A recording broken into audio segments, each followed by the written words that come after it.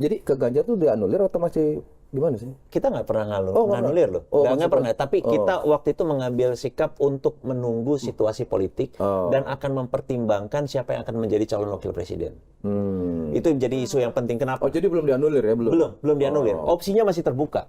Jadi pertama begini, kita terus terang aja, kita jujur, kalau kita melihat kandidat yang ada sekarang gitu ya, apakah ada kelemahan, ada kekurangannya masing-masing, tapi ada nggak sesuatu yang bisa membuat hati kita tergerak seperti yang kita rasakan di pemilu 2014 atau 2019 ketika Pak Jokowi maju?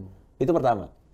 Nah, kalau misalnya ada satu sosok yang bisa menggerakkan hati kita tadi, gitu loh, menghidupkan kembali api, menghidupkan kembali harapan bahwa ini memang beda nih, ini baru, fresh, ini akan jadi the next presiden atau apapun pemimpin Indonesia masa depan. Mungkin orang akan punya antusiasme kembali untuk memilih. Itu yang dirasakan oleh PSI, itu yang dirasakan oleh rekomendasi dari 38 DPW ketika bilang katanya, udah kita nggak usah buru-buru, kita tunggu aja siapa nih masing-masing itu nawarin wakil presiden yang mana. Bisa memberi harapan nggak bagi Indonesia gitu. Berarti it comes to wapresnya ya, Ya, cawapresnya. salah satu yang akan menjadi pertimbangan. Harus salah satu nih. Salah satu, opsi masih terbuka, salah satunya akan diminta untuk memperhatikan perkembangan siapa yang akan diajukan sebagai calon wakil presiden. Dan juga sinyal dari Pak Jokowi. Termasuk siapa tahu kakaknya ketua umum. Nah, kalau ditanya misalnya gitu kan, kalau misalnya PSI boleh nyebutin gitu kan, nah ini kakak Kaisang kan juga udah sangat transparan gitu kan. Kalau boleh ditanya nyebutin kayak gimana cawapres yang diinginkan sama PSI untuk kemudian Kakaknya Kaisang. Iya, Bobi. Itu kakak ipar, gila. Kakak juga. Ketemu gede bisa. Kan udah masuk nama juga. Atau kakak yang di kaosnya kan juga bisa. Oh, iya. Gitu kan. Gitu ya? Atau kriteria. Iya, Enggak, kalau nama boleh aja. nyebutin. Kalau ada yang mencalonkan orang seperti Mas Gibran, mungkin PSI akan dukung. Karena apa? Oke. Ya, ini clear kan? Orang Clear kan? seperti Mas Gibran. Iya, orang yang bisa memberi harapan baru tadi. Oke. Bisa Seperti Mas Gibran. Iya. Kalau ada kandidat seperti itu layak didukung. Orang seperti Gibran aja mau didukung, apalagi Gibrannya. Nah, kan gitu kan kira-kira ya.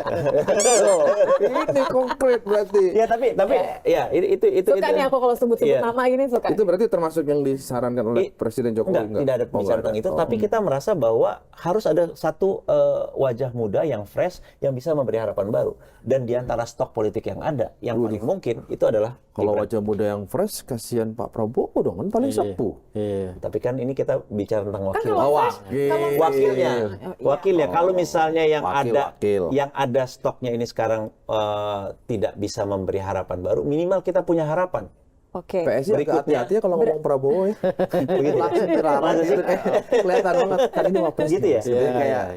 Kayak seperti sedang dalam orbit pembicaraan. Ya, tapi tetap ini just to be clear, berarti nggak peduli siapapun presidennya, tapi kalau wapres yang masuk kategori apa yang diinginkan PSI akan ngambilnya itu. Ya, karena terus terang apa yang menjadi atau kandidat yang ada sekarang ini punya kelebihan dan kekurangan masing-masing, dan harus ada sesuatu yang lebih kuat daripada itu, sesuatu yang bisa menggugah perasaan orang.